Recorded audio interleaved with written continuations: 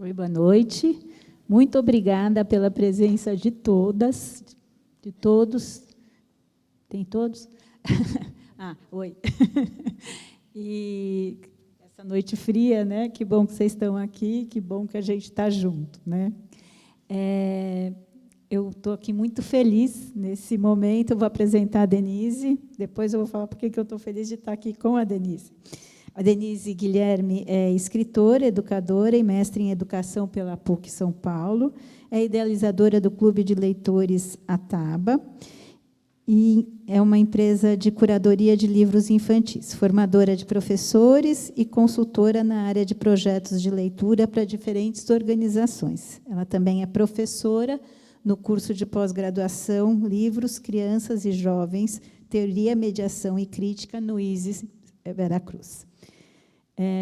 Bom, eu estou aqui, queria começar agradecendo a Denise pelo trabalho que ela realiza, porque eu acho que a Ataba é um super apoio para nós, educadores, professores, pela curadoria que faz. A gente tem um mercado editorial intenso, com inúmeras produções. Eu acho que iniciativas como a Ataba, de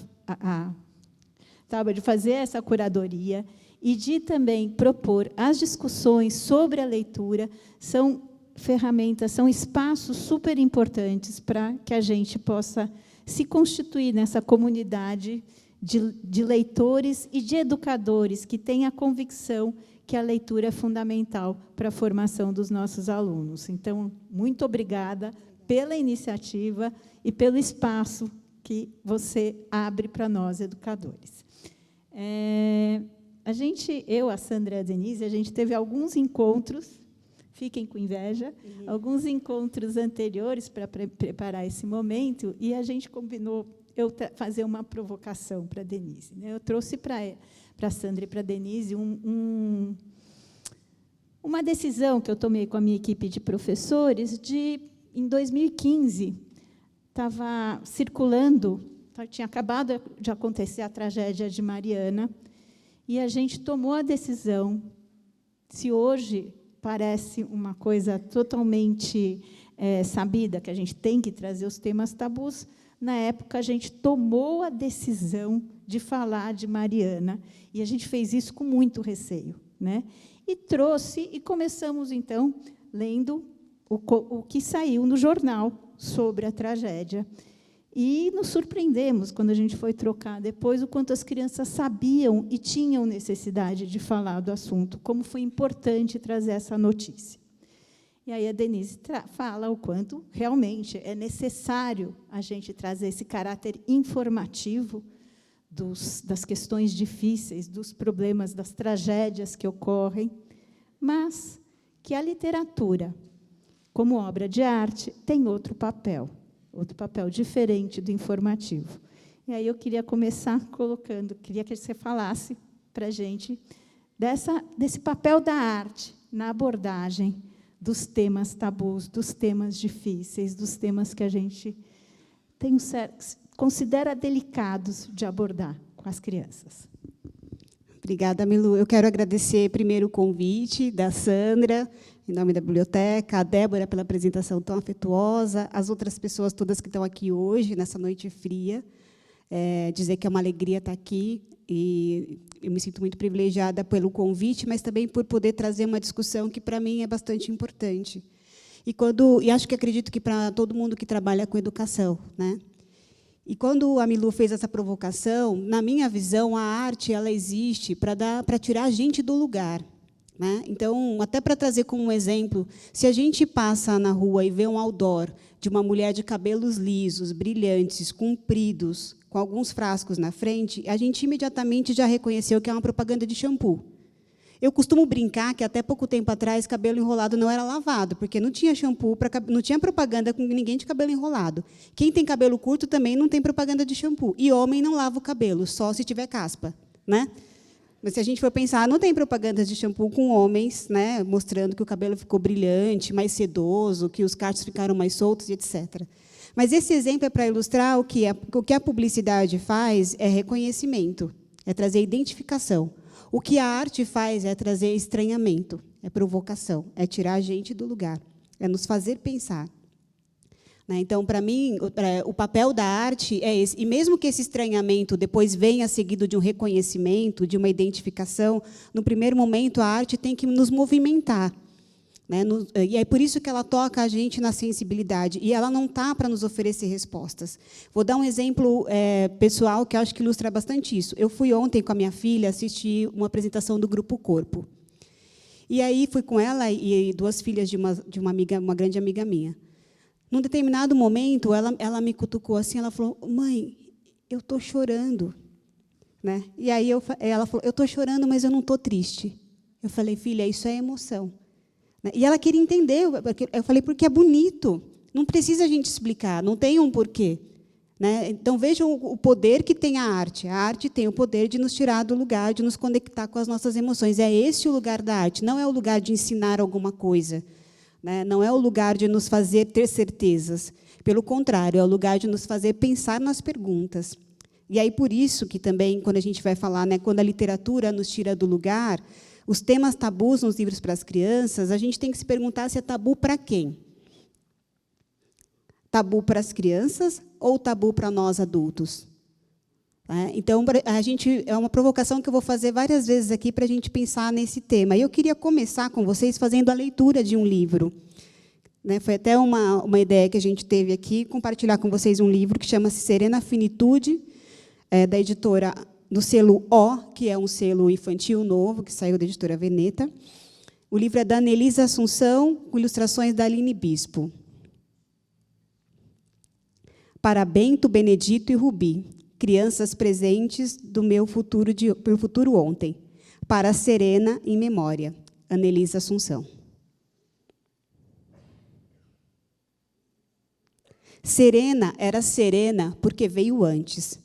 Por ter chegado antes, tinha saberes que despertavam sua irmã Curiosa, que veio depois. Curiosa queria saber tudo, entender a razão das coisas.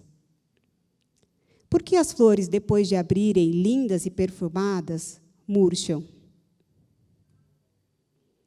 Na janela, debruçada, Serena explicava à irmã coisas sobre a vida. Olhe aquela orquídea caída. Perdeu um tanto de suas cores. Está úmida na terra. Em breve será absorvida. Isso é se decompor. Um ciclo da vida. Curiosa se intrigou. O que é decompor? Serena, paciente, responde. Compor é formar, dar forma. Decompor é continuar se transformando em formas diferentes das que se podem ver. Mas isso não é acabar? Não, veja o rio, eternamente a correr, frio, doce e macio. Sua corrente vem de uma nascente pequenina e seu curso não tem fim. Mas há quem diga que o rio finda no mar. Rio, o ir. Curiosa pergunta. Se finda, então termina? Serena, a resposta vinha. Feche os olhos e pense no oceano. Dentro dele, tantas espécies existem para que sobrevivam outras espécies. Cardumes aos milhares, algas e baleias. Seu sal conserva as formas para reformular e preservar outras formas, longe de onde os olhos podem alcançar. Os peixes se alimentam para alimentar. Isso é equilibrar. Curiosa questiona. Decompor, acabar, findar, terminar. Não seria tudo isso morrer? Serena sabe que morrer é sublimar, ascender. A matéria desaparecer, saudade de apertar. Num suspiro, Serena deixa o ar. Morrer é nascer em memória, é viver em outra história, é abarcar todos os fins. Curiosa entende. Morrer é dançar para sempre.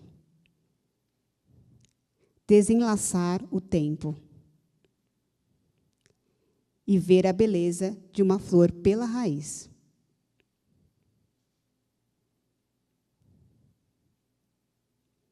Serena nasceu deitada em peixes, muitos deles, peixas, como gostava de dizer, filha das águas que abrigam piranhas, pirarucus, pacus, jiboias e vitórias régias, das águas doces de um rio em Bonito ou Níger. Sentada nas rochas das pedreiras de Xangô, ela vê Euá e se vira em bruma. Serena nasceu, sob alinhamentos aquáticos nos céus e nos mares, com o destino traçado de um abicu. Minha irmã dourada, dona de beiço grande, sempre a enrolar, distraída, um cachinho na nuca, vislumbrando seu destino.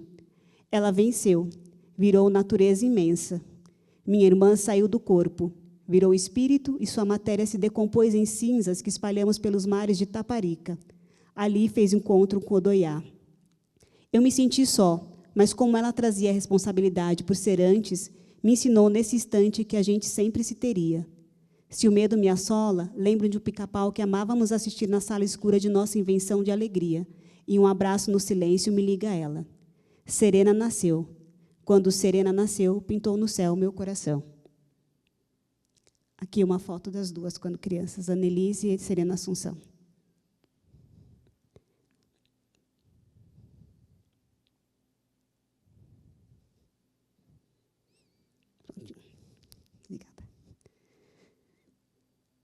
Que tipo de conversas um livro como esse possibilita que a gente possa promover junto às crianças? Ele é uma pergunta para a gente pensar. Ele é um livro que nos oferece, não nos dá nenhuma resposta. De uma maneira muito poética, que ele traz um dos temas que também é considerado tabu quando a gente pensa em falar com as crianças, que é a questão da morte. Recentemente, eu perdi uma pessoa da família e nós fomos ao velório e meus filhos eram as únicas crianças no velório. E meu filho perguntou para mim, mãe, por que não tem criança aqui? E, curiosamente, o velório tinha uma sala, um espaço para as crianças brincarem, tinham jogos, umas coisas ali para passar o tempo, e eles fizeram milhares de perguntas sobre a morte, perguntas para as quais eu também não tenho resposta, e nem preciso ter. Mas são perguntas que eles se fazem, e eles quiseram ver, eles quiseram tocar, e eles quiseram entender o que ia acontecer depois, e todo o processo, tanto o processo físico, como o processo metafísico, que a gente, para cada pessoa, tem uma determinada crença. E se a gente pensar na nossa lista de livros favoritos, dos livros infantis que a gente adora, que a gente sempre lê, porque eu, como professora, também tinha os meus, que toda a turma conhecia, que eu ia contar, que eu ia ler, porque são as histórias daquelas que eu sempre leio, que eu gosto. Se a gente pensar na nossa lista de livros favoritos infantis, quantos deles abordam temas que são considerados tabus? Muitas vezes, essa primeira curadoria, que é a nossa escolha do que a gente vai ler para os nossos alunos, já é uma escolha que tem implicitamente uma censura. Porque os temas favoritos nem sempre são os temas mais difíceis. Porque os temas mais difíceis nos colocam nesse lugar que eu falei aqui no começo, nos tiram do lugar. Nos tiram do lugar da certeza e nos colocam no lugar das dúvidas, das grandes perguntas. E aí eu fui atrás da definição de tabu no dicionário. Tabu, proibido por crença supersticiosa, que é objeto dessa proibição, de caráter sagrado, mantido distante pelo temor à punição, censurado por crença ou pudor. Quando eu era criança, sexo na minha casa era tabu. Disse da pessoa que é tradicionalmente respeitada ou venerada. Então, morte, questões de gênero, separação, livros que têm final triste, livros que têm personagens que são extremamente maldosos. Essa ideia de que a literatura supostamente pode trazer algum ensinamento para as crianças, que depois de ler um livro ela vai mudar o comportamento, seria muito fácil. Eu costumo brincar, sempre digo isso, quem já me ouviu, você tem um filho, ele aprendeu a ler, você entrega o livro das virtudes para ele, entrega a Constituição, entrega o livro da sua crença e fala, filho, está aí o que você precisa para viver, agora Todas as lições da vida estão aqui. Não, a gente não aprende assim, né? Então, a literatura, por si só, ela não é um manual de comportamentos nem de condutas, mas ela é uma janela para o mundo, né? Eu costumo dizer que os livros são janela e também são espelho. Pelo livro, eu olho para fora, mas eu também olho para dentro, né? E esse para dentro pode ser, inclusive, olhar para um personagem que eu não tenho nenhuma identificação. Eu olho para mim e falo, nossa, não me reconheço em nada desse personagem. Ou pode ser, inclusive, ele diz coisas que eu não conseguiria dizer, ou que eu não saberia dizer, mas ele conseguiu falar o que eu sinto. Ele conseguiu dizer o que eu penso. Ou ele tomou uma atitude nesse livro que eu não tenho coragem de tomar, mas eu gostei que ele tomasse. Então, a literatura, ela está no lugar, para a gente, do simbólico. A arte não está no lugar do jurídico. De novo, ontem, na apresentação do Grupo Corpo, num dos números, tinha um bailarino que apareceu nu. E aí uma das meninas que estava comigo falou assim, tia, você viu que o homem apareceu nu? Eu falei, eu vi. E pode, mãe, você falou para a mãe dela quando chegou, você fala para a gente que não pode andar pelado, o homem apareceu lá na frente, todo mundo no palco. E aí a gente falou para ela, sim, ali numa apresentação artística, ele pode fazer isso. Ali faz todo sentido. Lembra da música que tocou? Eu retomei com elas qual era a música que tocou. Lembra o que dizia a música? Então, viu como faz sentido ele aparecer daquele jeito? E aí, então, elas entenderam que ali fazia algum sentido. Mas estar nesse lugar de lidar com a arte, né? Por que alguns temas ainda são considerados tabus para os adultos? Para os adultos, eu coloco aqui para os adultos, porque, na maior parte dos casos, não é para as crianças. Elas nos fazem as perguntas que nos tiram do lugar. E aí a gente se dá conta de que, espera aí, né? Não sei responder isso. Recentemente, meu filho fez uma pergunta sobre um palavrão, uma expressão super pesada para mim, e eu fiquei, caramba, como é que eu explico para ele o que é isso agora, né? E aí eu falei para ele, filho, eu vou pensar, não sei te explicar isso, preciso de um tempo para pensar como eu posso explicar isso para você sem ferir a sua integridade, porque era uma coisa tão difícil de falar para ele. E aí, passou uns dias, eu fui conversar com meu marido, eu falei para ele, olha, e ele me cobrando, ele falava, mãe, quando você vai me falar sobre aquilo? E aquela palavra, você lembra que você ficou de conversar comigo? E aí, conversando com meu marido, a gente tomou a decisão de dizer para ele, olha, filho, se a gente explicar para você o que é isso hoje, vai te trazer uma percepção tão feia de algumas coisas que a gente considera que são bonitas, então a gente gostaria de pedir para você espera um tempo para a gente poder explicar para você o sentido? E no lugar dessa expressão que você usou, você pode usar essa outra, que ela tem o mesmo caráter de brincadeira, mas ela não é uma palavra pesada. Mas veja só, né? Na hora que a pergunta vem, é que a gente percebe que o tema é tabu para a gente. Né? A gente percebe que o tabu é para a gente. É para a né? gente, não é para eles. Porque, diante do mundo, para as crianças que a gente trabalha e para os adolescentes, gente, tudo é muito a primeira vez. Para uma criança que tem 6, 7 anos, ela só fez 7 aniversários. Pensa, só teve 7 natais até agora. É pouquíssimo tempo diante da complexidade que tem a experiência da vida. E, quando ela pergunta para a gente, ela pergunta, você que está aqui há mais tempo, me conta o que já te disseram. Me conta o que você descobriu. Me conta as perguntas que você tem também. É esse o lugar que ela está aí. Ela não diz para a gente, me conta como é tudo, porque a gente não sabe como é tudo. Diante da morte, a gente está no mesmo lugar que as crianças, com muito mais perguntas do que respostas. E aí é o nosso lugar também de estar aberto, né, para essa sensação de, espera aí, eu acho que eu não sei responder isso, e tudo bem não saber. Né? A Bel Lopes Coelho, que é editora da COSAC, foi da COSAC, agora é da FTD, ela tem um livro, e eu tinha trocado na apresentação, mas agora está com o anterior, que eu tinha colocado a referência, que ela fala sobre as representações da infância na literatura infantil. É uma pesquisa dela de doutorado, que saiu um livro agora, e ela vai falar sobre 3 obras, e ela diz isso, que a literatura infanto-juvenil ela é tanto reflexo como produtora da imagem da infância. Então, essa é uma pergunta, e eu falo para a Bel que esse trabalho dela me contempla em muitas coisas, porque, no trabalho da Taba, essa foi sempre uma pergunta para mim.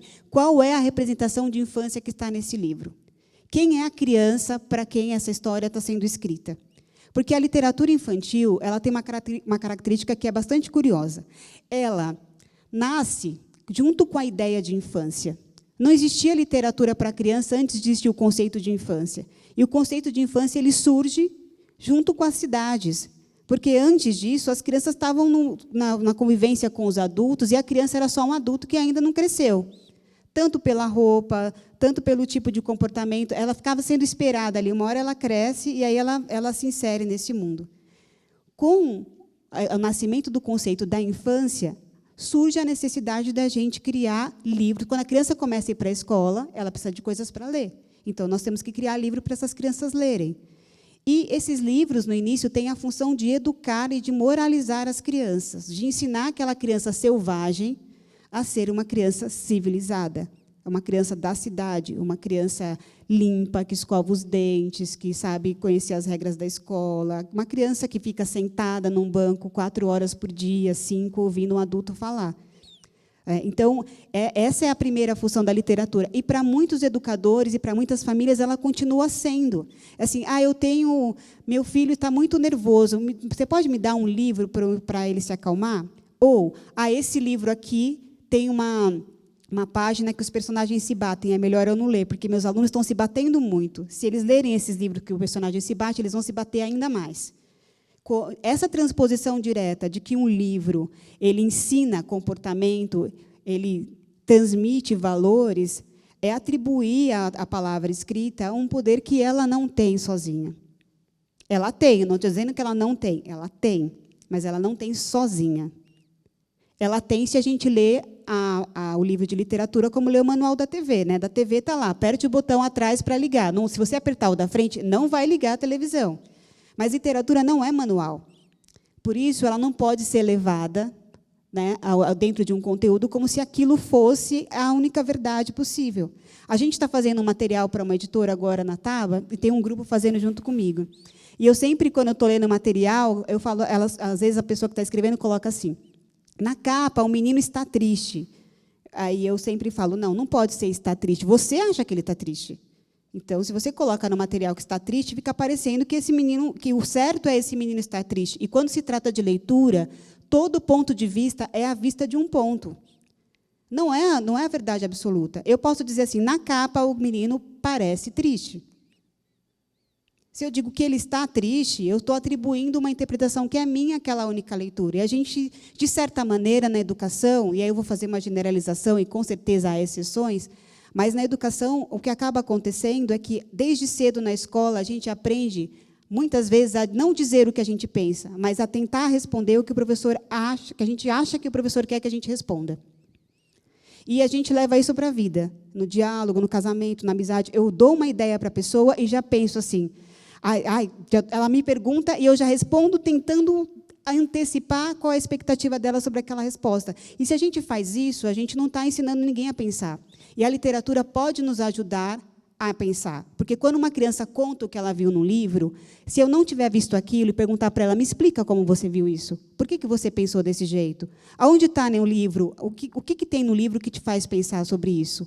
E, ao reformular o seu pensamento para me explicar o que ela viu, tanto ela está organizando a forma de pensar, como ela está oferecendo a todas as outras crianças a possibilidade de ver o que ela viu. Vejam, a possibilidade de ver o que ela viu, não de concordar com o que ela viu, que são coisas completamente diferentes. Mesmo na abordagem desses temas tabus, existem vários exemplares, vários jeitos de tratar o tema que são moralizantes, né? Como lidar com a morte, como aceitar os diferentes, e etc. Então, também, né, quando está chegando perto desses temas, também existem formas de abordá-los que são moralizantes, né? Sim. Isso porque a literatura, para a criança, ela é feita pelo adulto, e ela é produzida pelo adulto a partir do olhar que esse adulto tem para a infância. Isso diz muito. Vou dar um exemplo de uma situação prática que eu costumo fazer em formação. Eu costumo levar vários livros. Aí eu peço assim, escolha um livro que você leria para os seus alunos. E aí pode ficar, as pessoas ficam um tempo olhando ali e tal. Agora, escolha um que você não leria de jeito nenhum. Também separa o livro. E aí a gente abre para conversar. Por que escolheu aquele? Por que não escolheu aquele? Geralmente, as pessoas vão dizendo, eu escolhi esse porque eu estou trabalhando com determinado tema e esse livro é bom para isso. Eu escolhi esse daqui porque ele tem caixa alta e as crianças estão na fase de alfabetização. Esse daqui trabalha com rima. E ele é muito bom para a minha turma. Esse é de Parlenda, eu tenho um projeto de Parlenda. Eu faço essa mesma dinâmica há anos. Nesses anos todos, só teve uma vez que uma professora disse assim, eu escolhi esse porque eu achei lindo, e acho que eu queria muito ler para os meus alunos e trocar com eles. É esse que tem que ser o critério para a gente escolher um livro de literatura, pelo que ela nos afeta, e não pelo que ela serve. Porque, no fim das contas, ela não serve para nada. Então, mas ela nos comove, ela nos mobiliza, ela nos incomoda. É para isso que a gente escolhe o livro. E, muitas vezes, quando a gente vai olhar os livros para as crianças, tem, especialmente hoje em dia no mercado, eu fui à feira Bete Educar esse ano, e eu me surpreendi com a quantidade de empresas vendendo material didático para trabalhar com habilidade socioemocional. Que a coisa mais maluca é um novo nicho do momento, é você trabalhar com habilidade socioemocional. Existe material didático para trabalhar com... Habilidade socioemocional não se trabalha com material didático, se trabalha na relação, é no dia a dia. Quem dá aula sabe disso. É ali no calor do momento que a gente tem a conversa, que a gente tematiza o que aconteceu, que a gente problematiza a situação, que a gente conversa com as crianças. Não existe livro para ensinar a ser gentil, educado, paciente, para entender o próximo. O que existe são livros que abrem a possibilidade de uma conversa sobre um assunto, mas que não vão ensinar sobre. O que vai ensinar é a relação, é a convivência e também a possibilidade de conversar sobre isso, mas não só isso. E também, e acho que tudo isso porque, para essas perguntas que são mais importantes, não existem respostas simples. Eu costumo dizer, quando as pessoas perguntam para mim, o que é um livro bom? Eu falo para as pessoas, se é um livro, dá uma resposta fácil para uma pergunta difícil, eu já descarto, porque eu olho e falo, você está subestimando demais a competência das crianças. As crianças são seres extremamente inteligentes e potentes, e a gente precisa acreditar nisso. E ver o quanto, quando eu coloquei lá, é tabu para ele ou não é para mim? Nessa mesma situação de formação que eu digo para as pessoas escolherem os livros, geralmente, quando as pessoas dizem, algumas dizem assim, as crianças não gostam de livros que tenham imagens escuras. Esse livro tem muito texto, as crianças não vão dar conta. Esse livro aqui tem palavras muito difíceis. Eu acho que esse aqui é muito... esse aqui tem eu acho que eles não vão entender esse assunto aqui. É muito mais a sua percepção do adulto, a sua representação de infância. Então, a gente coloca na nossa cabeça uma criança, e a gente ainda usa no singular, criança. E, na verdade, são crianças. Tem crianças, pode ser que tenham crianças que, numa leitura do Serena Finitude, terminem a leitura e elas digam, não entendi absolutamente nada. E tem crianças que possam ter dito, olha, acho que está falando sobre... tem 3 perguntas aqui sobre a morte. E pode ter crianças que cheguem no meio do caminho. E todas da mesma idade. E aí, quem vai fazer as crianças olharem para esse livro e se fazerem boas perguntas é quem está no lugar do mediador. É a gente, como adulto, que propõe boas perguntas.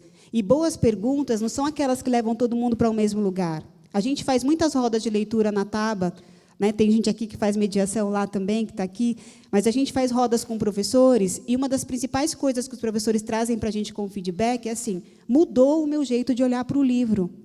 Porque uma das professoras disse assim, porque vocês fazem perguntas que eu acho que vocês também não sabem a resposta. E eu sempre digo, eu sei a minha resposta, mas eu estou vindo para a leitura interessada em saber a resposta de vocês. Porque se acabar essa leitura e eu entrar do mesmo jeito que eu sair do mesmo jeito que eu entrei, vendo as mesmas coisas no livro, para mim não adiantou nada. Era melhor eu ter ido sozinha. A experiência da leitura compartilhada é a gente somar diferentes olhares sobre um mesmo objeto de estudo, nesse caso, uma obra literária. É ali que você vai acrescentando olhares sobre aquela experiência. E não para confirmar se aquilo que eu vi é verdade, se aquilo que eu vi está certo, se o que eu pensei é o que a professora pensou. Porque, quando a gente pega esses livros que vão tratar desses temas que a gente está falando aqui hoje, não existem respostas simples para as questões que esses livros tratam. E a morte é uma delas, mas talvez hoje em dia... Aqui eu trouxe uma seleção de alguns livros que, segundo a minha percepção, são livros que trazem essa questão de uma maneira sensível, de uma maneira aberta. São alguns, eu trouxe até outros aqui, como exemplo, o Fico à Espera, que era da COSAC, que não tem mais, está esgotado. Para Onde Vamos Quando Desaparecemos, que não está aí. Esse aqui é da Tordesilhas, que é um livro incrível. É outro que traz muitas possibilidades sobre o que acontece com a gente quando a gente morre e não dá nenhuma resposta. O Pato, a Morte e a Tulipa. Esse daqui é uma relíquia, né, porque também está esgotado. E Além do Grande Rio, que é da editora Gaudí, e que também vai tratar desse tema, né? Ele faz da ideia da morte uma metáfora dessa travessia que um personagem vai fazer e que vai anunciando para o outro que ele vai fazer essa travessia. E, quando ele diz isso, o outro vai fazendo várias perguntas para ele sobre o que vai acontecer quando ele estiver do lado de lá e ele ficar aqui. Mas, a morte é só um dos temas tabus. E acho que, nesses tempos que nós estamos vivendo, talvez o mais polêmico, né, seja outro. Mas eu vou ler essa citação do Ricardo Azevedo, que está no livro dele, Contos de Enganar a Morte. No final do livro, ele fala isso. Falar sobre a morte com crianças, é preciso deixar claro, não significa entrar em altas especulações ideológicas, abstratas e metafísicas, nem em detalhes assustadores e macabros. Refiro-me simplesmente a colocar o assunto em pauta, que ele esteja presente através de textos e imagens simbolicamente na vida da criança, que não seja jamais ignorado. Isso, note-se, nada tem a ver com depressão, morbidez, falta de esperança ou niilismo. Ao contrário, a morte pode ser vista, e é isso que ela é, uma referência concreta e fundamental para a construção do sentido da vida. Existem assuntos sobre os quais os adultos sabem mais e podem ensinar as crianças. Entre eles não se encontram, por exemplo, a paixão, o sublime, a determinação da realidade e da fantasia, o sonho, a temporalidade e a busca do autoconhecimento, nem muito menos a morte e a mortalidade. Diante de assuntos assim, é preciso reconhecer, adultos e crianças sentem-se igualmente despreparados. Eu acho de uma grande sabedoria isso que ele traz aqui. Diante da paixão, do sublime, do que é a realidade, do que é a fantasia, do sonho, da temporalidade, do autoconhecimento, nós estamos com tantas dúvidas quanto as crianças. A morte também é assunto de criança. Isso aqui é uma psicóloga especializada em luto, Ana Lúcia, ela participou de uma live que a gente fez para falar sobre a morte. A gente leu o livro Harvey, Como Me Tornei Invisível, e ela participou dessa roda conversando sobre isso. Não podemos esconder dela o fato ou evitar que ela tome conhecimento dele. Falar sobre a morte é importante e saudável para ajudar a lidar com o sofrimento. As crianças sentem quando escondemos algo delas e sofrem muito com essa falta de informação. E é importante falar sobre a morte, mesmo que ninguém tenha morrido, porque, às vezes, é assim, morreu o cachorro da criança, vamos ler um livro sobre a morte. Perdeu um familiar, vamos tratar da morte agora. Como se a morte está ali, quando ela aparece, vamos falar dela agora aqui. A morte faz parte da vida. E ela é uma experiência que a gente precisa construir representações e imagens para ela. Imagens poéticas, imagens simbólicas. Né? Aqui o Ricardo Azevedo deixa bem claro, não é dogmatizar, nem explicar qual é a minha crença sobre... Mas eu posso compartilhar o que eu acho e dizer que existem pessoas que pensam diferente, pedir para que eles perguntem para as famílias e ver o que o livro traz como ideia para a gente conversar. E é até interessante que você traz como exemplo um livro que ele tira um sarro da morte, né? Ele vai enganando, né? Vários contos em que ele engana a morte. E que é maravilhoso, né? Que ele traz ali uma representação da morte como alguém contra quem a gente quer lutar e que a gente vai sempre perder, né? E a pergunta é, você está preparado para, quando o seu aluno perguntar se você vai morrer, o que você responde para ele? E o seu filho, quando pergunta para você se você vai morrer, o que você responde para ele? O que acontece quando a gente morre? Essas perguntas todas, a gente, como educador, tem que se perguntar, eu estou preparado para ler esse livro com os meus alunos? E, se eu não estou, eu preciso me preparar. Porque o educador, a gente trabalha com a vida. E a gente está na escola, e a escola ela deve ser o espaço para todos. A gente fala muito que a escola é para todos, e a Mariana vai vir aqui. Eu não sabia que ela vem na quinta. Tive a oportunidade de conhecer a Mariana quando a gente apoiou o lançamento do documentário Longe da Árvore, que é um documentário muito, muito incrível, aliás, um livro maravilhoso. E a Mariana participou de uma conversa com a gente. Se a escola é escola para todos, ela é escola para todos, em todos os sentidos. Ela é escola para todos, em todas as suas denominações religiosas. Ela é escola para todos, em todas as suas manifestações da sexualidade. Ela é escola para todos, em todas as diferentes configurações familiares possíveis. Ela é a escola para todos. Ela é o único lugar, engraçado, na sociedade, ela é talvez um dos únicos lugares onde nós somos forçados a conviver com a diversidade. Eu digo forçados, porque na nossa sociedade, todo mundo que é diferente, de alguma maneira, né, vai ser penalizado. Seja pelos espaços físicos, como eles são projetados, que muitas vezes desconsideram essa diferença, essa diversidade, seja pelo tipo de trabalho que vai ser feito, a gente estabeleceu um pacto. Eu digo a gente como sociedade, né, do que é normal, e tudo que está fora dessa linha é um problema, é um desvio. Né? Então, especialmente quando a gente vai falar de temas tabus, talvez nenhum deles seja tão mais tabu como hoje, né, as questões que estão relacionadas à questão de gênero e da sexualidade. Se a gente voltar à lista dos livros favoritos e se perguntar quantos deles que a gente já leu para as crianças que vão discutir questões relacionadas à sexualidade, aos papéis de ser homem ou ser mulher, ser menino ou ser menina. Talvez, eu digo pela minha experiência na Taba, né? A gente já mandou uma vez um livro sobre morte e uma escola devolveu todos os livros. A gente mandou na pandemia, a escola devolveu todos, porque ela disse que as famílias estavam com várias pessoas morrendo e eles achavam que não era o momento de ler aquele livro para as crianças. E, por mais que nós argumentássemos que justamente por isso era o momento de ler, a escola disse, nós não estamos preparados para ler esse livro. Quando é que a gente vai se preparar? Porque a gente pode usar esse discurso, eu não estou preparado para conversar. Nós não estamos, mas a gente vai se abrir para conversar, a gente vai se fortalecer no coletivo, a gente vai abrir espaço de formação para discutir como a gente lida com essas questões, ou a gente vai passar um pano e vai... eu não sei falar sobre isso, é melhor eu não falar. Nós que somos educadores, nós temos que estar mergulhados na vida, na experiência humana, em toda a sua plenitude. Cada criança que está ali é um universo muito singular, dentro de uma família muito diferente. E tudo isso está ali junto da escola, misturado. E isso é uma possibilidade muito grande da gente exercitar o contato com a diversidade. E aí nós, educadores, temos, sim, a obrigação de estarmos mergulhados na vida, em toda a sua intensidade, na experiência da vida. E aí, por que não, também na experiência da arte. Se a gente voltar à nossa lista de livros favoritos, talvez poucos tratem desses temas. E hoje ainda mais polêmicos, porque existe um movimento de uma parcela da sociedade, né, de extremamente radical, de achar que as diferentes manifestações da sexualidade podem ser normatizadas. Isso aqui é assim, se você está fora daqui, então... E que mais? Que a gente não pode falar disso com as crianças, porque se elas virem isso, elas vão se tornar isso, porque se tornar isso é um problema. Né? Parece a coisa do Voldemort, não se fala nem o nome, aquilo que a gente não pode falar. Então, é melhor nem tratar desse assunto.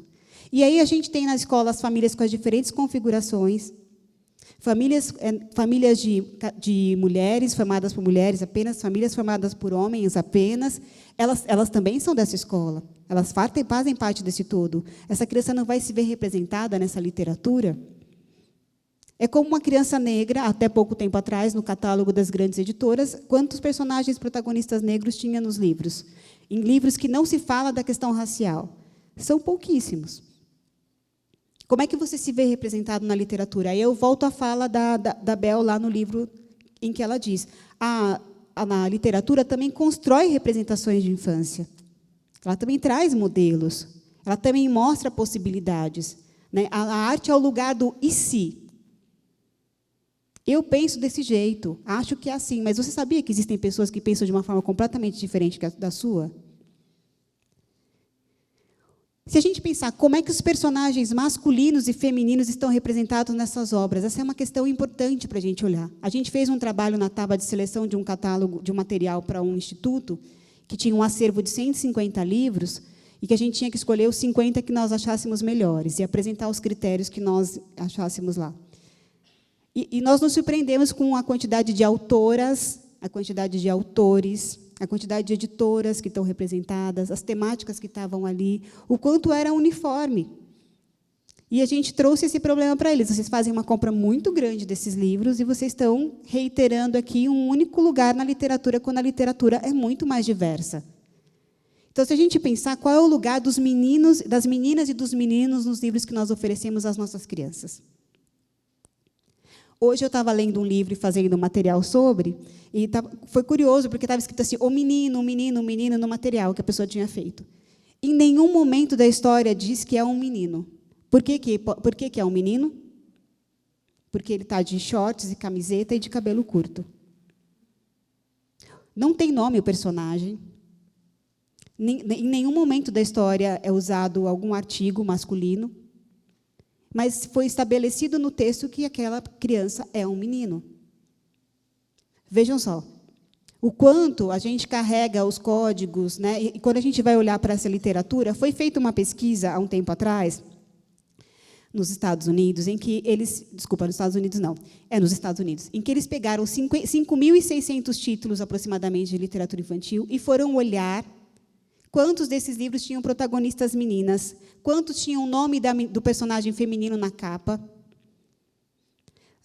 E a diferença é grande entre isso em relação aos meninos e às meninas. Vejam só, 36,5% dos livros continham referência a um menino já no título, contra 17,5% de referências às meninas. Mais da metade tinham personagens masculinos como os principais, e o restante, os femininos.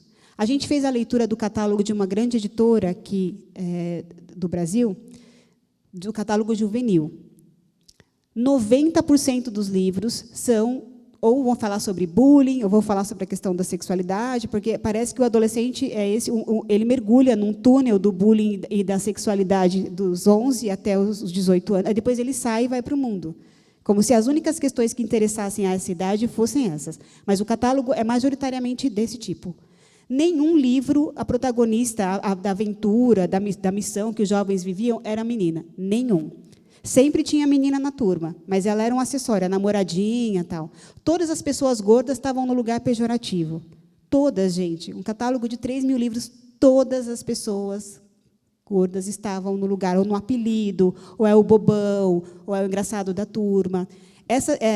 Esse tipo de literatura, ele carrega ali uma representação repetidamente à exaustão.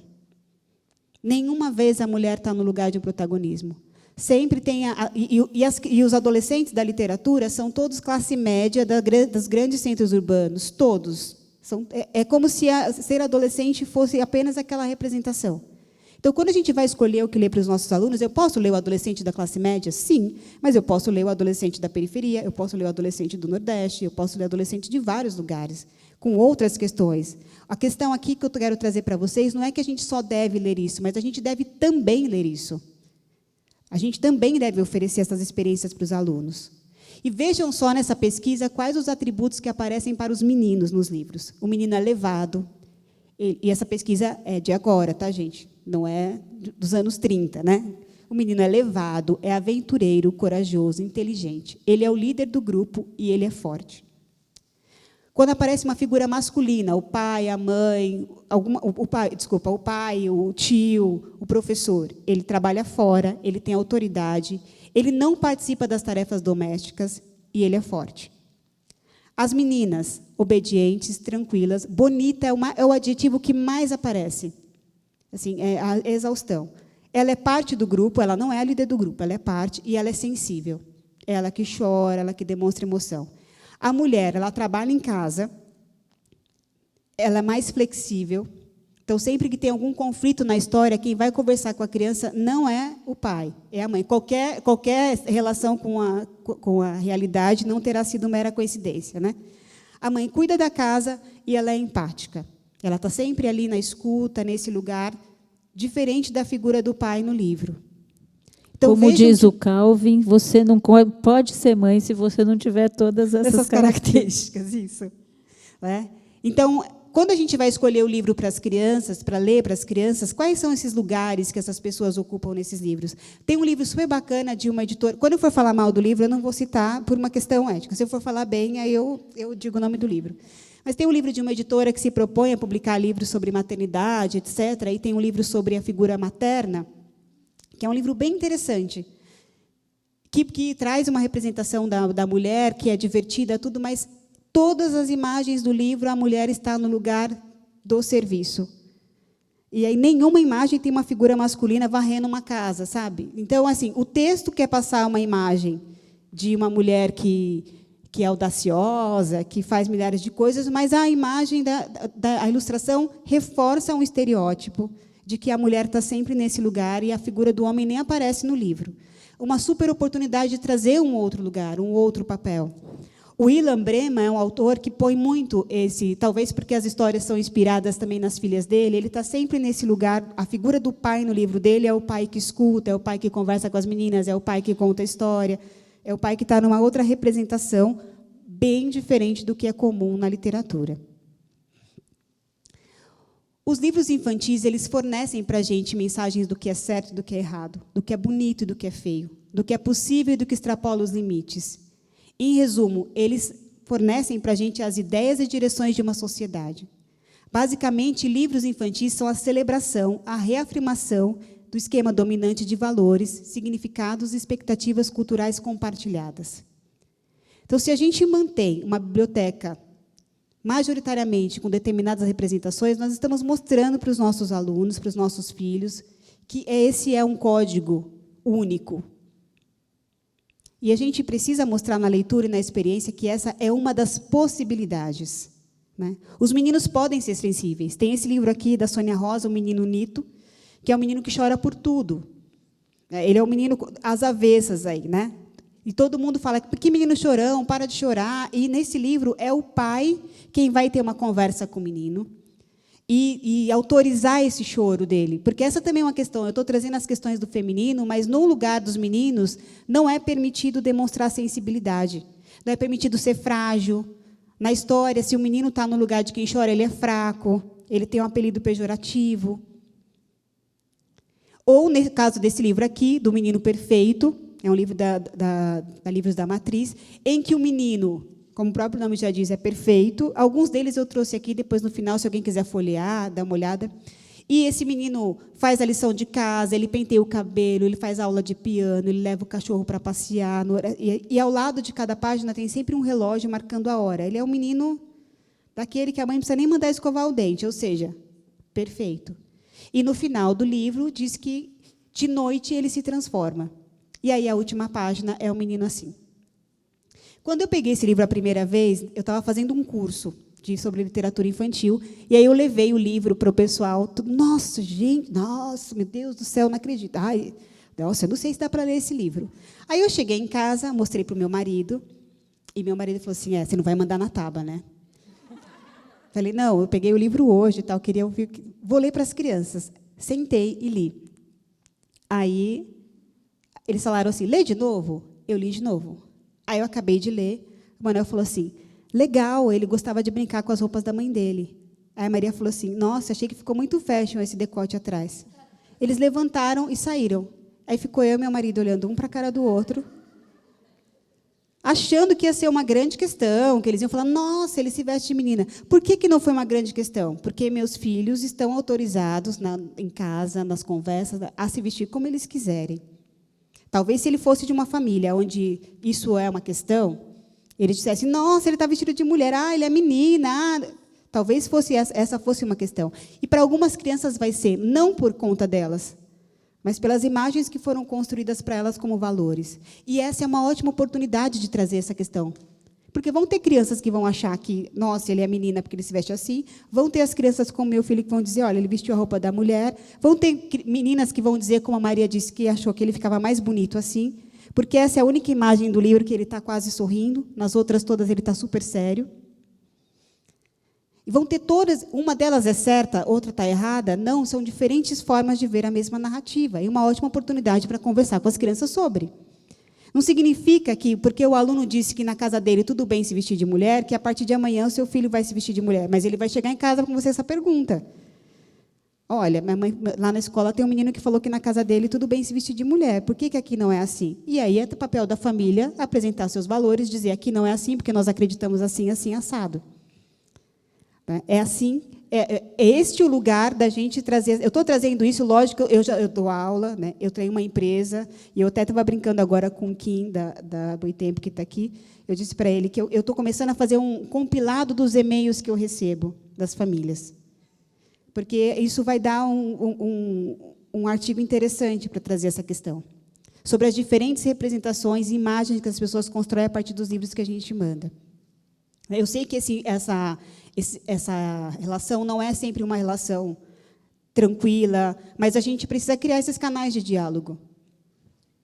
né? E acho que também é interessante pensar, né, Denise, com essas imagens dominantes, essas expectativas relacionadas a comportamento, né, o quanto as crianças que não se enquadram nesses comportamentos ditos dominantes, tal, como elas se sentem por nunca se verem representadas, né? Aquela sensação de apartado, e até eu não sou o bacana, eu não tenho direito a. Então, quando você vai criando aí uma ideia de não adequação, Não né? adequação. De determinação, que, de novo, a escola é para todos. E não quero dizer que, com isso, que uma criança já tem uma opção sexual definida, porque essa definição, né, se é que há uma definição para isso, mas essa escolha da sua orientação sexual, ela vai acontecer muito mais lá na frente. Mas, sim, as crianças têm perguntas sobre as escolhas que elas querem fazer e que elas virão fazer, o que são possíveis de se fazer, né? E essas diferentes escolhas estão aí. E não é porque eu nunca vou ler um livro desse com meu filho que, nossa, não, isso nunca vai acontecer, ele nunca vai ver. Existe uma ideia, né, uma representação das crianças dentro de uma bolha, como se aqui dentro da nossa casa as coisas funcionam assim e não quero que ninguém seja contra. Se a gente, neste lugar que você está trazendo aqui, esse livro é um livro que oferece... Se tem uma criança que gosta de brincar com as roupas da mãe, meu filho disse uma vez para mim assim, as roupas das mulheres são muito mais legais que as roupas dos homens. Eu falei para ele, por quê? Ele falou, porque tem brilho, porque elas rodam, porque tem muito mais cores. Ele falou, olha só, olha aqui minha gaveta. Agora, olha a gaveta da Maria. E é verdade, porque culturalmente está estabelecido que as mulheres podem usar muito mais diversidade de roupa do que os homens, de cores, inclusive. Vai na seção masculina de uma grande loja, azul, cinza, branco, preto. Vai na seção feminina. É o rosa da vez, a cor marsala, é a cor que a gente nem sabia que aprende quando surge a moda da cor.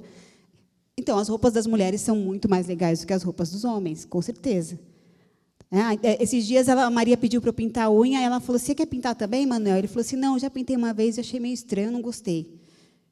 Então, ter a possibilidade de experimentar esses papéis é da natureza da gente, faz parte do movimento da criança, é um brincar de viver isso daí. Do mesmo jeito que a criança faz a comidinha, ela brinca de ser homem, ela brinca de ser mulher. Não é ali que se define qual a orientação sexual dela, mas para muitas famílias é. Para muitas famílias isso é um problema, né? Mas para a família pode ser um problema, não pode ser para a escola. Porque a gente está aqui num outro lugar, a gente está aqui num outro papel. Um outro exemplo é esse livro aqui, da editora da Companhia das Letrinhas, A Princesa Kevin. É uma dupla de autores aqui franceses. Eles sempre fazem livros com bastante humor. Esse personagem é a Princesa Kevin. Quando saiu esse livro, foi uma polêmica, assim, por conta da capa e etc. Esse menino, ele vai a uma festa fantasia e ele quer se vestir de princesa. E, quando ele chega lá, os meninos estão de cowboy, estão de outras fantasias, muito mais do padrão que os meninos de super-herói, etc. E ele fala uma coisa que eu acho muito interessante. Ele fala, na festa fantasia, a gente não vai brincar de ser outro? Por que eu não posso ser uma princesa? E é uma pergunta ótima para a gente pensar. A literatura não é o lugar de experimentar ser outros? Por que eu não posso ser quem eu quiser na literatura? Por que eu não posso ser na arte quem eu quiser? Esse outro livro aqui, Julian é uma sereia, da editora Boitatá, que é o selo infantil da editora Boitempo. É um outro livro. Recentemente, a gente fez uma lista de livros para conversar sobre diversidade. Assim, nossa, foi um monte de comentário. Porque, desde comentário de gente dizendo que era um absurdo esse tipo de livro, como pessoas dizendo que a gente estava dizendo que as crianças têm orientação sexual definida, que a gente estava fazendo panfletagem, que as crianças têm que ser... E eu falava, gente, para várias pessoas a resposta nossa era assim, a gente convida você a ler o livro e fazer sua própria leitura do livro, a partir da seleção que a gente fez aqui, porque as pessoas tiram milhares de conclusões sem nem conhecer a obra. Nessa daqui é um menino que está sempre com a avó e essas mulheres maravilhosas que fazem hidroginástica numa piscina, que nadam, né? Eu estou falando de hidroginástica aqui.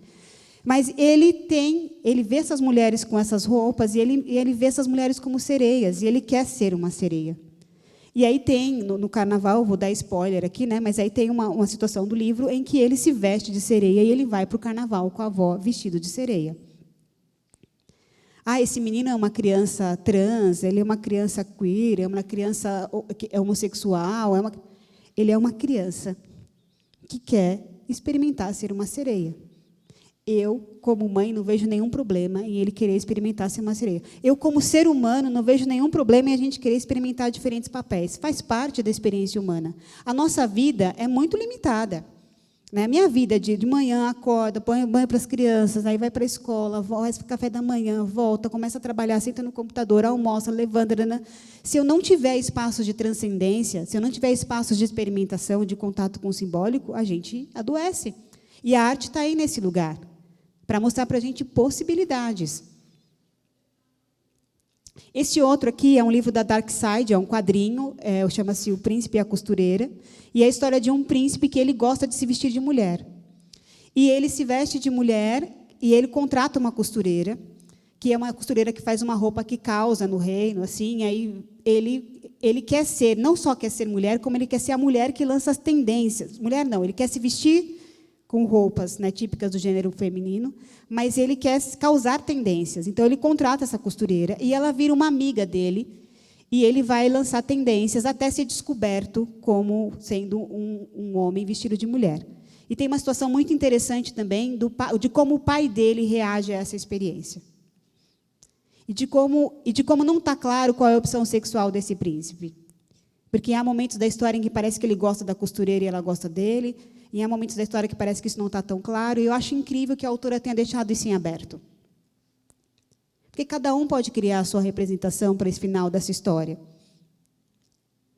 Esse livro também é da Boitatá, As Mulheres e os Homens. É um livro que é um pouco antigo, mas que foi feita uma edição agora, né? Então, ele é um livro que tem aí questões que estão datadas, mas ele é um livro extremamente... Esse livro ele tem uma definição do que é o ato sexual, que eu acho que é uma das coisas mais lindas, uma das formas mais simples de se definir isso para um leitor, para uma criança. Eu sempre que eu leio, eu falo, gente, olha que genial, a pessoa conseguiu explicar uma coisa que não é fácil de explicar, que é um tabu, de uma maneira...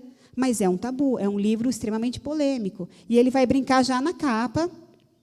Esse é um livro que, quando a gente fez a postagem sobre essa diversidade, foi um dos que as pessoas fizeram os comentários sobre porque o homem está vestido desse jeito e a mulher está vestida dessa outra forma.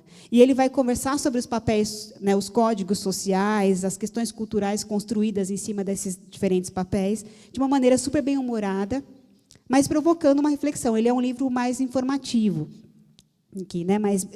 eu diria que é um híbrido informativo com literário, porque ele vai trazer provocações, mas numa linguagem bastante divertida, simbólica aqui, e as ilustrações são muito legais também. Mas veja, né, ele vai questionar esses papéis que estão atribuídos a ser homem e a ser mulher dentro de uma sociedade heteronormativa. E sim, as meninas podem ser aventureiras. A Pilar é uma protagonista, menina, que vai viver várias aventuras que na minha infância eu não vi, tirando Pipe Meia Longa. Eu não tinha personagens meninas que faziam isso, porque eu queria ser o Indiana Jones quando eu era criança. Né? Eu achava que eu ia ser arqueóloga, era uma das profissões que eu abandonei no caminho da minha infância. Né? Além da medicina, do jornalismo, tal, tinha a ser arqueóloga. A Pilar ela é uma menina que faz tudo isso. Né? As meninas podem questionar os padrões. Esse livro se chama A História de Júlia e Sua Sombra de Menino. É um livro que me dá muita alegria que ele tenha sido reeditado. Né? Confesso que eu fiz um lobby danado para ele ser reeditado. A editora disse que não sabia nem se o livro vai vender, mas é um livro importante da gente ter. É a história dessa menina que ela não tem a conduta que a família espera que ela tenha para uma menina. Então, ela está sempre suja, ela está descabelada, ela não quer vestir as roupas que as meninas vestem, que é curioso, né? Porque, se você vai a uma festa... As meninas estão sempre vestidas com roupas extremamente desconfortáveis, mas são roupas para elas serem vistas, desde bebê. É o laço amassando a cabeça, puxando o cabelo, o vestido cheio de costuras internas e babados e coisas que ela não consegue se mexer, mas é para ela ser vista. E qual é o primeiro adjetivo quando encontra a menina? Que linda. Né? E a Júlia é a menina que não quer vestir essas roupas, que não quer deixar o cabelo do jeito dela. E essa cena que está aí é uma cena que, para mim, é muito impactante do livro, porque vejam as caras da Júlia, veja a primeira cara dela, veja a última expressão da Júlia, e o que é curioso são as falas da mãe dela embaixo. A mãe dela diz assim: desse jeito, você não sai comigo. Segunda imagem. Júlia, isso ainda vai acabar mal. Arruma esse cabelo. Terceira imagem. Não é possível. Parece que você faz de propósito. Você sabe muito bem que essa blusa está rasgada. Aliás, ela vai para o lixo. Na quarta imagem. Agora sim, você está linda, minha querida. Agora sim, reconheço você. Vejam as variações da imagem do rosto da Júlia. E aí, no texto de abertura desse livro, tem tem um prefácio que vai explicar em relação à história, ao tempo da história, e aí tem esse prefácio exclusivo a essa segunda edição brasileira, que foi feito pela Amara Moira, que é travesti, feminista, doutora em teoria e crítica literária pela Unicamp. Eu selecionei esse trecho aqui, que eu acho muito bonito. Uma coisa é certa, Júlia queria poder conversar sobre isso com alguém, mas só teve quem a ouvisse quando encontrou outra criança em situação parecida. Porque na história ela encontra um menino que ele chora, e ele fala que dizem que ele não pode chorar. E ele fala que é como se colocassem as crianças num vidro, os palme-garotos e as palme-meninas. Ou seja, né, você está dentro de um padrão. E ele fala que existem os garo-meninas e as mini-garotos. E essas histórias se repetem tanto. Basta escutarmos o que dizem as crianças, em vez de fazermos com que se calem. A história de Júlia, no fim das contas, é uma história de solidão. Fala do quanto crianças são ensinadas a ter medo de se conhecer, de se descobrir. Ai delas se descobrirem que não são o que deveriam. Ai delas se descobrirem que não cabem na história escrita para elas. Com quem poderiam contar? Júlia só queria não ter medo da própria sombra, afinal, a sombra era parte dela. É ela também. E cabe a nós ajudarmos Júlia a se entender com essa sombra, o que depende de como lidamos com as nossas próprias sombras.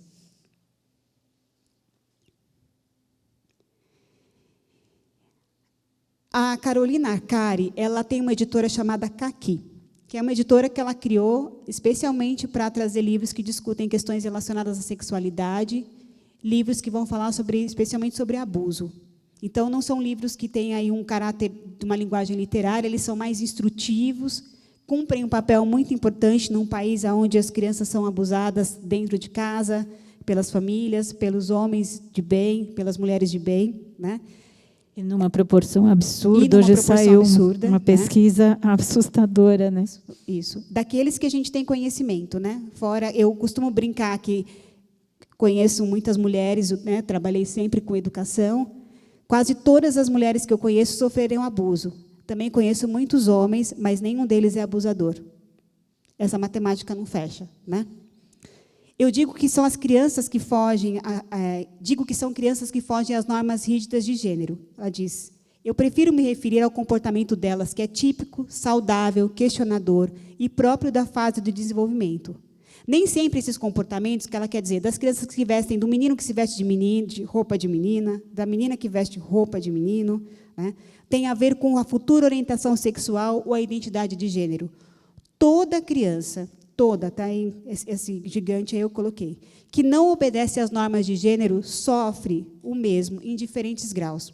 Não importa o desfecho da orientação sexual ou da identidade de gênero na vida adulta. Se o menino não obedece à masculinidade viril, se é sensível, se rebola, se dança, se chora, se quer ser princesa, ele sofrerá violências por não atender à expectativa da sociedade de como deve se comportar um menino. Isso não tem, de novo, não tem nada a ver com orientação sexual. Tem a ver com comportamentos que não correspondem à norma ou à expectativa. Ou, como diz a mãe da Júlia, né, que faz com que a gente não reconheça essas crianças dentro de uma história que foi escrita por nós, para elas. Criança não tem orientação sexual. Isso aqui eu acho muito importante quando vem as famílias falar com a gente sobre o livro. Esse daqui tá até copiado no meu bloco de notas. Eu falo, gente, vou trazer para você. Criança não tem orientação sexual. Isso não significa que ela não tenha desejos, imaginação, curiosidades. O nome que damos às experimentações na infância não é orientação sexual. A orientação sexual é um movimento dinâmico que passamos, a partir da adolescência, a compreender e dar nome. Passamos a ter consciência dela a partir das experiências afetivas, íntimas e eróticas, conosco e com o outro. Vamos compreendendo e descobrindo para onde o nosso desejo vai ou não. Isso não acontece na infância. Mas é importante que na infância as crianças saibam que existem diferentes possibilidades de viver a sexualidade de maneira saudável. As meninas podem contar as suas histórias. Esse livro, de Jari Arraes, é um livro que ela lançou sozinha. Foi um fenômeno de vendas, ela com ele na bolsa, levando. Depois ele foi editado pela Pollen, e agora ele está no selo seguinte da Companhia das Letras.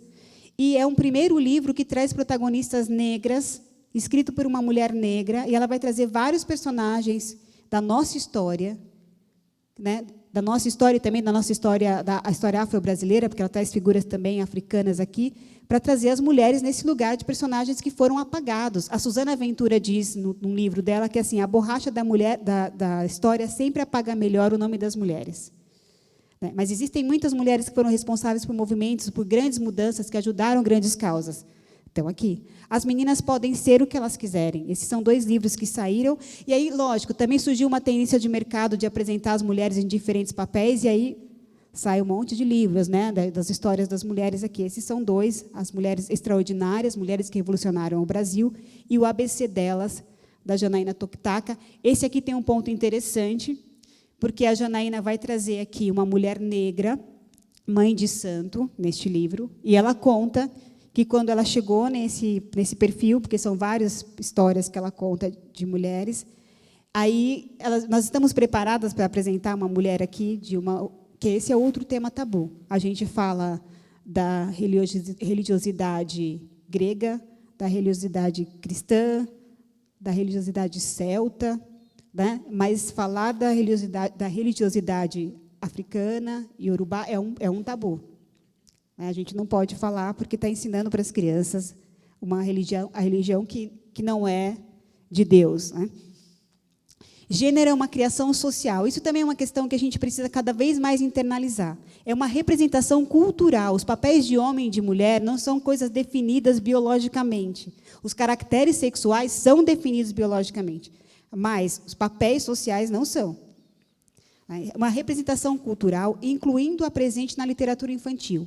É uma fonte essencial de reprodução e legitimação de sistemas de gênero e desigualdade. As mensagens transmitidas através da representação masculina e feminina em livros contribuem com as ideias infantis sobre o que significa ser menino, menina, homem ou mulher. Então, se contribuem com as ideias que as crianças vão ter sobre esses diferentes papéis, quanto mais diversidade a gente trouxer, tanto mais possibilidades as crianças têm de ver quais são as escolhas que elas têm diante de si. E de significar as próprias famílias, sim, né? Sim. Porque muitas vezes não é a questão dela, mas é de reconhecer o seu pai, sua mãe, sim, seus pais, suas mães, a sua mãe, quando ela está sozinha. Sim. Esse livro aqui, né, o Pode Pegar, é um livro da Janaína Tokitaka, eu trago sempre como exemplo, porque a gente tem na história da Taba vários livros que provocaram bastante cancelamento, esse é um deles. Mas ele não supera o livro Telefone Sem Fio, do Ilan Brema, que é um livro que vocês conhecem. Sempre que eu conto isso, as pessoas fazem, nossa, mas telefone... Sim, porque para muitas famílias o Telefone Sem Fio tem imagens assustadoras, e não é um livro que as crianças pequenas poderiam... O Telefone Sem Fio foi o nosso recorde num mês.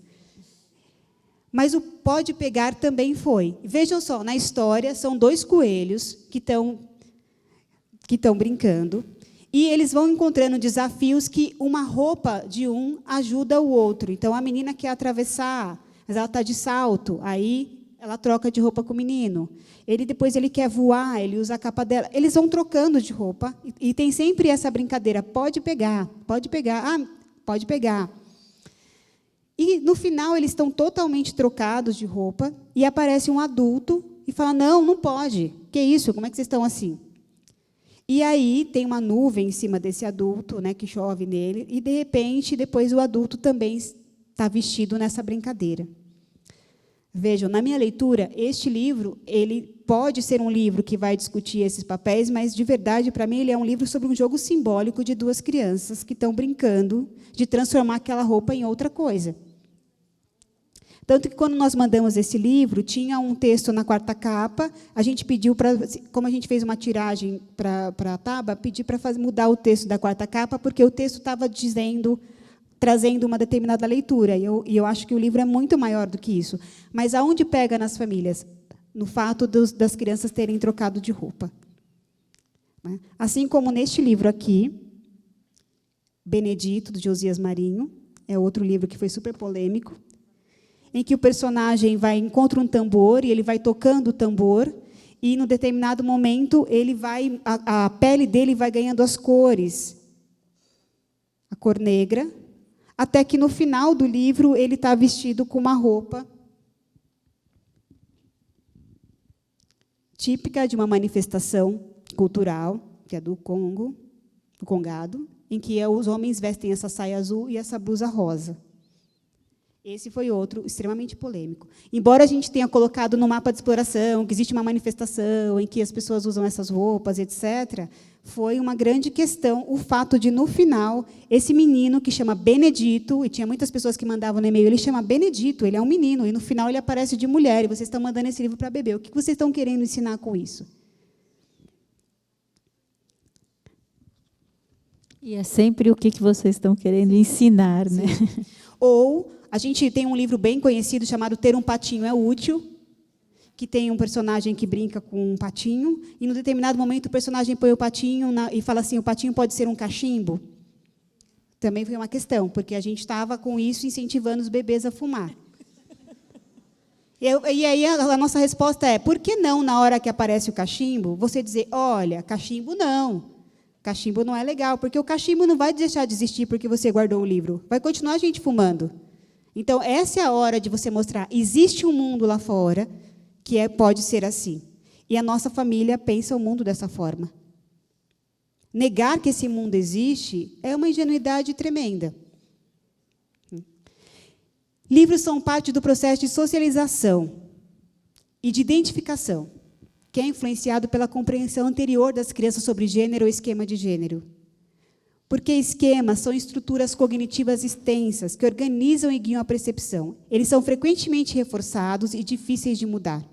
Exige esforço constante combater mensagens culturais dominantes, incluindo aqueles divulgados pela maioria dos livros. Por isso que a nossa tarefa de curador, todo professor é um curador, porque você tem um acervo gigante e você vai fazer escolhas de quais são as leituras que você vai trazer para os seus alunos esse ano. E você precisa ter em mente que, para formar um leitor, diversidade é fundamental. E diversidade aqui não é só poema, cantiga, trava-língua, texto com um final feliz, não, diversidade de autoria, diversidade de representação, diversidade em todos os aspectos. Quais os ganhos e desafios que se apresentam quando a gente tem obras como essas no acervo?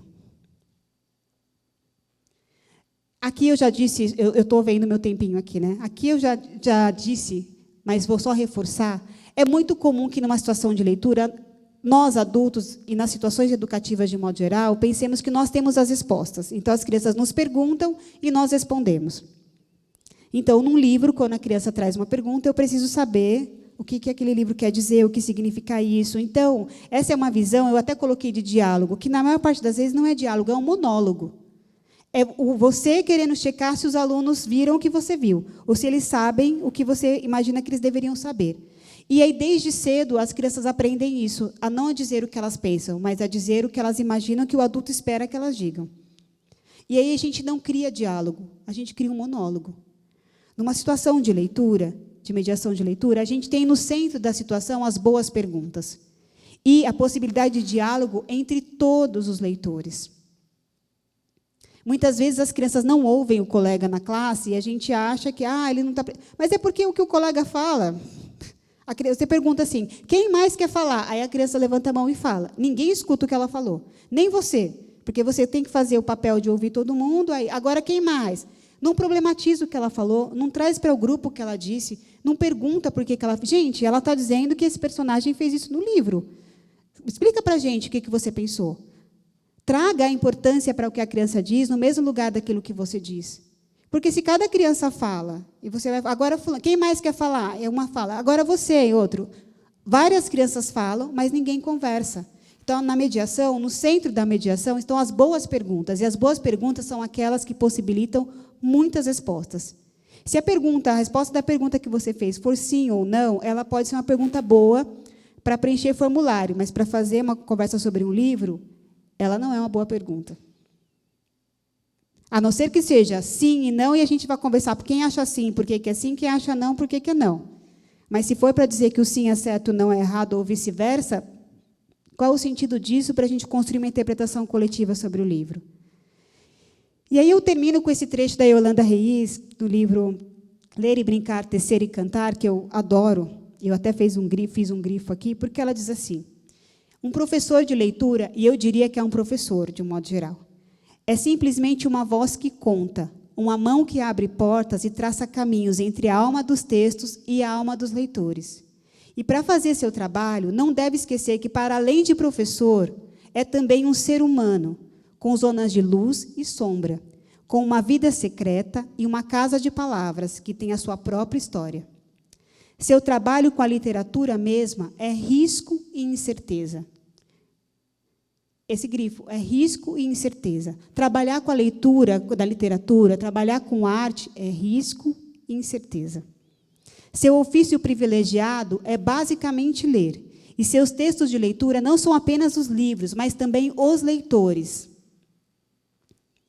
Não se trata de um ofício, mas de uma atividade de vida. Não figura em dicionários nem nos textos escolares, tampouco no manual de funções, mas pode ser ensinado. E essa atitude será o texto que os alunos irão ler. Essa atitude de escuta, essa atitude de apresentar o mundo com os olhos de quem pergunta, é o texto que as crianças vão ler. E talvez seja o texto principal que a gente tem a oferecer. Eu estava hoje dizendo para minha mãe sobre 2 alunos meus que hoje já estão adultos, já terminaram faculdade, que eles falavam sempre assim: professora, mas a gente não vai ter aula? Né? A gente estava conversando sobre alguma questão. Professora, a gente não, a gente está tendo aula. Isso daqui também é aula. E aí, uma delas que se formou agora recentemente em medicina, e eu assisti a colação dela online, e aí, quando acabou, ela disse para mim assim: professora, sabe aquelas conversas? Ela falou: é daquilo que eu lembro. Eu falei: mas era isso que era para ficar. Porque, no fundo, o que fica é só essa possibilidade de você poder falar e ser escutado, poder compartilhar com o outro que vê o mundo do jeito diferente do seu, e não chegar num consenso. A gente pode até chegar num consenso, mas não precisa ser objetivo. O objetivo é somos todos diversos aqui. Né? Eu estou hoje num lugar de fala, estou falando aqui há um tempão eu sozinha, mas já imaginou se nós pudéssemos aqui, cada um de nós, compartilharmos o que nós estamos fazendo, as nossas dúvidas, as nossas questões, nós sairíamos daqui muito maiores do que entramos. E esse é o papel da gente como educador. Tanto as crianças têm que sair maiores do que elas entraram na sala de aula com a gente, não só em tamanho, mas em possibilidade de diálogo, como a gente também sair maior do que a gente entrou. Acho que é isso. Obrigada.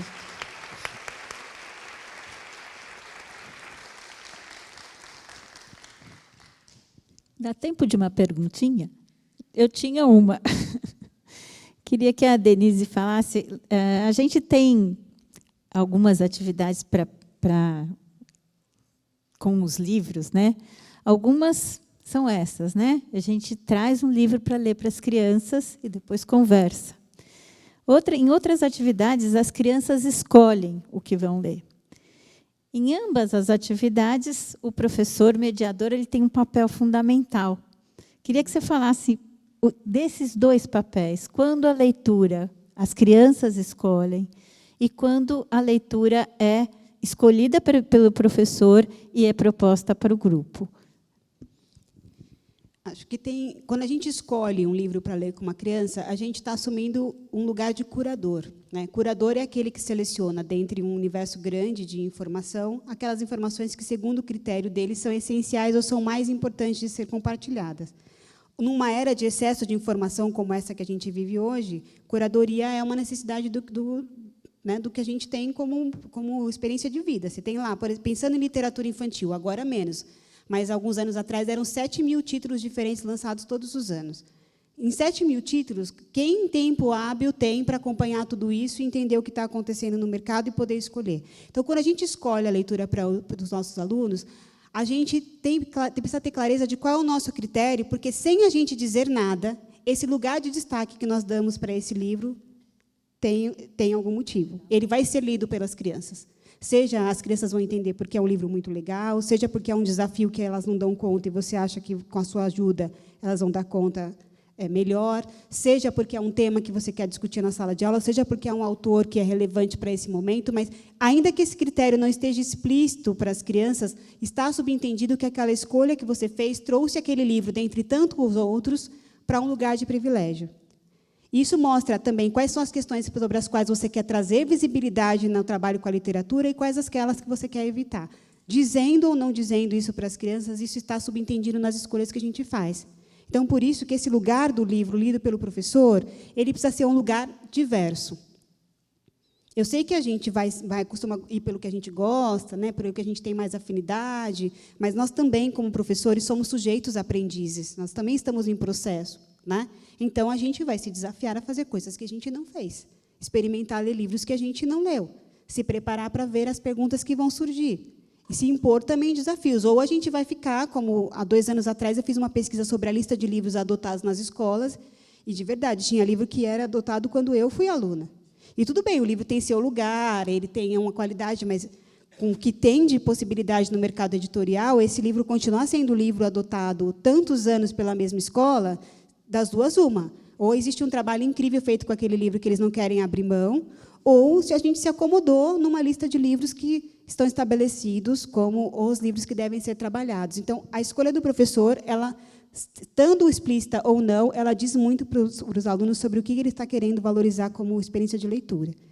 E as escolhas das crianças, elas colocam, sim, as crianças no lugar de sujeitos, né, que têm a possibilidade de atender aos seus próprios interesses. Por isso, muitas vezes, é comum, né, na experiência que eu tenho como professora, a criança quer pegar um livro. A minha filha foi à livraria, ela quis comprar um livro do Tolstói. Ela tem 7 anos. Ela viu lá A Morte e a Morte, de Ivan. Aí ela queria comprar esse livro, porque ela queria um livro grosso, com muitas letras. Está lá o livro em casa, eu comprei. Ela leu, ela não leu. A gente tem um menino de 8 anos que queria tirar a montanha mágica. Então, mas por quê? Ele já entendeu o lugar que um livro como esse ocupa na experiência da leitura. Tanto de status, tanto de agora eu já sei bem muito mais palavras. Então, essa experiência, eu estou falando da situação do livro, que o livro está lá em casa, e ontem eu fui com ela a uma livraria, anteontem, e ela queria comprar vários livros, e eu falei para ela, aquele lá da Morte você comprou e está lá em casa, você nem começou a ler ainda. Né? Já usei um argumento maldoso, claro que ela não ia conseguir ler o livro agora, né? Mas, veja, essa experiência de ter a autonomia de escolher o que se vai ler, ela precisa ser chancelada pela escola, porque, às vezes, a gente vem, esse livro é muito grosso, esse livro é muito fino, esse livro você já pegou várias vezes. Esse lugar da autonomia, porque a gente já fez uma curadoria na escola. Já foi, esses livros que estão na escola já passaram por uma seleção. Então, qualquer coisa que ele lê dali faz parte do acervo dessa escola. Se não passaram, deveriam ter passado da escola que você trabalha. Isso. Então, ele pode ler o que ele quiser. Essa curadoria também é papel, é importante que a escola cuide, né? O que está no acervo, o que é oferecido, sim, ou pela biblioteca da escola, ou pelo próprio professor. Sim. Né? E que, de tempos em tempos, a gente visite isso. Porque fica parecendo que existe um patrimônio que é a biblioteca, eu entro lá e eu pego. Não, é papel nosso. Uma grande parte do conhecimento que eu tenho sobre literatura infantil, eu tive quando eu era professora, porque eu trabalhei numa escola que tinha uma biblioteca, tem ainda, grande, de literatura infantil, e aí eu ia lendo por autor. Eu falava, Josiane, agora eu quero ler tudo que tem da Silvertoff. Aí eu levava para casa, aí eu lia tudo. Agora eu quero Ricardo Azevedo. Aí ela falava, você já leu esse? Você gosta desse? Ela ia trazendo para mim. Porque aquilo ali é meu patrimônio, é meu material de trabalho. Quanto mais conhecimento eu tiver sobre aquilo, mais ferramenta eu tenho de trabalho com os meus alunos. Então, a gente que é professor, a gente tem que ter o desejo de aprender. E o acervo que está ali já está disponível. Então, as crianças, se eu estabeleci que é o momento dela escolher o que ela vai ler, é o momento dela escolher o que ela vai ler. É como quando eu falo para minha filha, que minha filha tem um jeito particular de se vestir. Às vezes, ela pede para mim para eu escolher a roupa dela, mas ela nunca vai com a roupa que eu escolhi. E aí eu olho, aí eu penso toda hora, tá bom, Denise, ela está se vestindo, é assim que ela quer ir, ok, né? Você deixa o seu filtro aí para você, essa é a experiência dela. Então, a gente, como educador, vai ter o julgamento. De novo, fulano está lendo. Eu posso oferecer outras experiências para ele, mas eu não posso impor a minha experiência, porque se eu estabeleci um lugar de autonomia, ele é extremamente importante para a criança ir descobrindo também os interesses dela. Você, como professor, o lugar de abrir possibilidades para ele está desde a escolha dos livros que ele pode escolher, até a escolha dos livros que você vai ler. Mas, no momento em que você estabeleceu a autonomia de que ele pode pegar qualquer um dali, é qualquer um. É o grosso, é o fino, é o que está na prateleira do 9º ano, que tem escola que separa por ano, é o romance, é o que ele quiser levar. Quem vai dizer se ele consegue ou não ler o livro é ele, não é você. Meu irmão, com 12 anos, leu Dom Quixote, porque ele queria ler, ele ganhou o livro, a edição original. Eu não li Dom Quixote original até hoje, tá? Mas ele leu. Agora, se alguém tivesse dito, esse livro não é para você, né, não é a gente que define. O leitor se põe desafios e pode desistir também dos livros que ele não conseguir ler, né? Faz parte do processo de formação do leitor.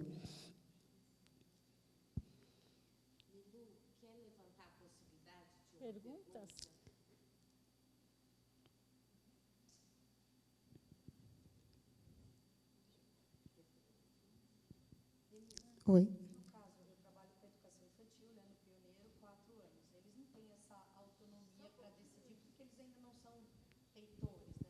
Como que a gente faz essa mediação dessa escolha? Não deixa eles à vontade? Por exemplo, lá a gente trabalha assim, eu vou na biblioteca por causa da... Opa! Por causa da gravação. Tá. Alô?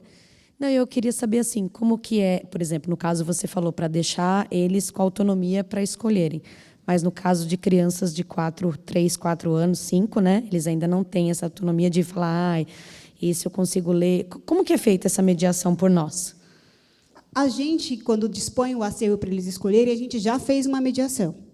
A gente já selecionou alguns livros ali, né? Porque não dá também, depende da experiência que você quer oferecer, porque visitar uma biblioteca também e olhar aquela imensidão e decidir que você vai ter que escolher um só, é parte da experiência do leitor. Ir a uma livraria e falar, bom, eu só tenho esse dinheiro aqui e hoje eu tenho que escolher um, também é parte da experiência da formação do leitor. Então, as crianças de 3, de 4, de 5 anos, elas têm autonomia para escolher, sim, os livros. Os critérios que elas dão é pela capa, é porque ela reconheceu a ilustração de um ilustrador que ela já viu. A minha filha, com 3 anos, ela já escolhia o livro pelo ilustrador. Ela não sabia o nome do ilustrador, mas ela falava assim, esse daqui eu já vi, porque ela reconhecia o traço daquele ilustrador. Então, os motivos pelos quais eles vão... Desde que a gente faz a oferta e garante a experiência da escolha, do que eles vão ler. Né? Acho que a oferta já é algo uma que escolha. foi Na hora selecionado. que a gente seleciona. E acho que tem aí uma coisa importante de garantir uma parceria com a família, porque é interessante que a família saiba que ler o livro para a criança é uma experiência necessária nesse momento em que ela não consegue ler sozinha. Então, acho que essa parceria precisa ser estabelecida. E a possibilidade dela estar com essa opção e poder até chegar à conclusão de que escolheu mal. Não gostei tanto do livro que eu escolhi, mas essa experiência é bacana. E mesmo sem saber ler convencionalmente, né? Eu tenho um vídeo do meu sobrinho, que, na época, falava bem mais ou menos português, junto com outro que não sabia ler, os dois lendo O Grande Rabanete. Então, eles estão lendo, eles estão falando o texto todo de memória. E aí, no final, tem um textinho da 4ª capa, e aí o que fala em inglês pergunta para ele assim, o que está escrito aqui? Aí ele diz assim, eu não sei ler também.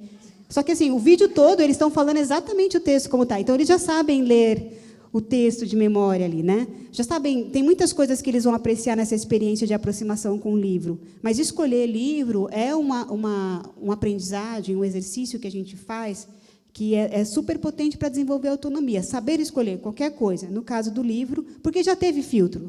Teve o escritor, teve o editor, teve o livreiro, teve a escola que comprou, teve o professor que escolheu. Então, bom, aqui já tem oferta, né? Obrigada. De nada.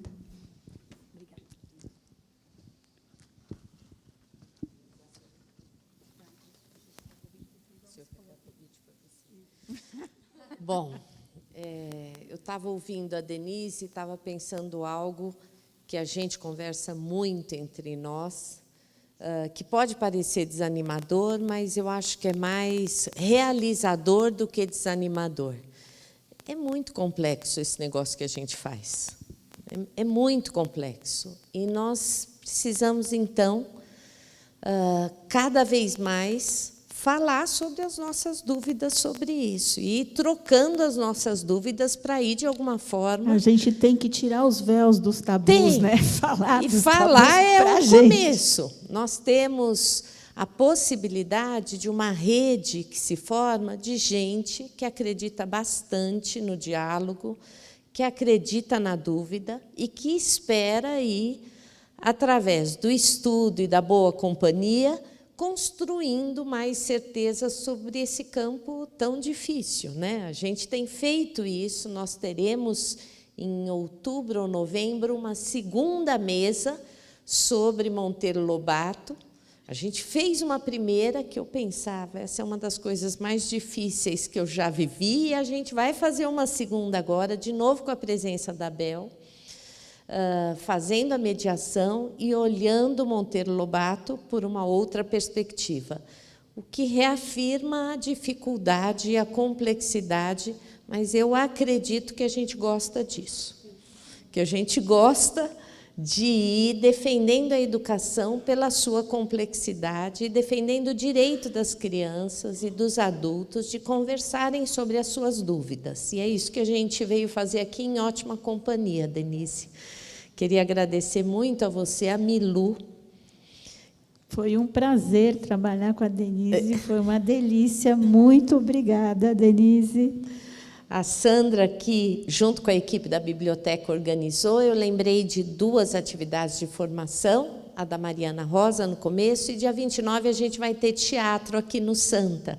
Esse ano, a equipe do ensino médio apresentou o coro dos alunos maus, e, quando eu estava assistindo, eu pensei, esse é um espetáculo para a gente chamar professor para vir assistir, para a gente pensar juntos a partir da arte, da dramaturgia. Então, dia 29, os convites já foram lançados, é uma atividade aberta, a gente convida os educadores para assistirem uma produção dos alunos do ensino médio, acompanhados pelo professor Vicente e uma equipe que sempre nos presenteiam com um espetáculo de ótima qualidade. Então, queria agradecer a todos que se deslocaram, muita gente que não ficou direto da tarde, os que ficaram também e que trabalharam hoje em 2, 3 períodos. Agradecer novamente a possibilidade de pensar em temas complexos. Eu estou com algumas perguntas, você precisa ficar para me ajudar a pensar nisso. E casa aberta, vamos voltar para o presencial, porque tem algo diferente aqui quando a gente pode se encontrar. Muito obrigada, viu? Muito obrigada, Denise. Muito obrigada. Eu quero agradecer também, e só queria dizer que a gente não vai fazer nada disso sozinho, né? Essas perguntas e essas conversas a gente só faz no coletivo, né? Então, todas as questões que eu trouxe aqui, elas são questões que a gente vai construir junto no diálogo. Eu também estou há muito tempo pensando sobre isso, pela questão do meu trabalho, mas também por uma crença de que a gente precisamos falar sobre isso e sobre outras questões também no nosso país, urgentemente. Obrigada, gente.